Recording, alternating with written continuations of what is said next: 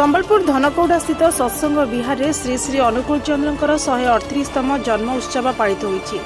एही उत्सव में बामरा, कुचिंडा, जमनखीरा, रेढ़ाखोल, रेंगाली, हीराकुद, बुर्ला प्रमुख अंचल बहु संख्यार भक्त मैंने जोग देथिले।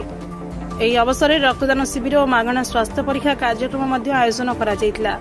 प्रवचक माने अनुकूल चंद्र भावधारा को एही प्रवचन देथिले। अनेक भक्त ठाकुरଙ୍କ भावधारा अनुप्राणित होई दीक्षा ग्रहण करथिले। ଏହି ଅବସରରେ ସତ୍ସଙ୍ଗ ସହିତ ଚିକିତ୍ସା ଶିବିର, ରକ୍ତଦାନ ଶିବିର, ମାତୃ ସମ୍ମିଳନୀ ସହିତ ଅନ୍ୟାନ୍ୟ ଧାର୍ମିକ କାର୍ଯ୍ୟକ୍ରମ ଆୟୋଜନ କରାଯାଇଥିଲା। ଡାକ୍ତର ଦୀପକ ପାଣିଗ୍ରାହୀ, ଡାକ୍ତର ଭୁବନ ପଟେଲ, ଡାକ୍ତର ଅଜୁସ୍ୱିନୀ ପଟେଲ, ଡାକ୍ତର ଆକାଶ ଅଗ୍ରୱାଲ ଓ ଡାକ୍ତର ଦୁର୍ଗାଶଙ୍କର ଶତପଥୀ ଚିକିତ୍ସା ସେବା ଯୋଗାଇଥିଲେ। ସଂକଳ୍ପ ଗ୍ରୁପ ପକ୍ଷରୁ ମାଗଣା ରକ୍ତ ପରୀକ୍ଷା କରାଯାଇଥିଲା। ଜନ୍ମ ଉତ୍ସବରେ ସାମିଲ ସମସ୍ତ ଭକ୍ତମାନଙ୍କ ପାଇଁ ପ୍ରସାଦ ସେବନ, ଆନନ୍ଦ ବଜାର ବ୍ୟବସ୍ଥା କରାଯାଇଥିଲା।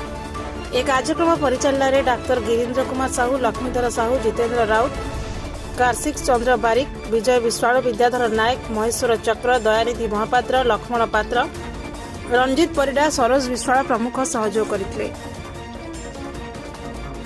लक्ष्मीधर साहू संपादक उत्सव कमिटी सत्संग विहार संबलपुर श्री ठाकुर चंद्र 138तम शुभ आविर्भाव दिवस महोत्सव पालन कराऊँच।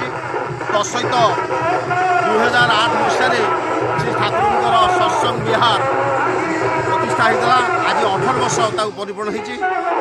परिप्रेक्षी में ये उत्सव पालन कराऊँच। लोक भितर उद्दीपना सृष्टि होती, आनंद सृष्टि होती। श्री ठाकुर चंद्र प्रदर्शित योजना निष्ठभूति जो मैंने ग्रहण कर पालन कर मंगल मंगल ही मंगल होती। असाध्य जिनस साध्य होची। आज एकमात्र डाकरा, आज एकमात्र विकल्प श्री ठाकुर चंद्र से कहे भय कर ना, भय कर ना। जी इष्टाते प्राण ढाली तार क्षय ना, क्षय ना। इष्टाते प्राण माने सहित युक्त हवा, प्रदर्शित योजना निष्ठभूत करवा, यहाँ इष्टाते जोग। आ समस्त को आम गुरुंर कथा कही आम भितर सुख थी शक्ति को जागृत कर।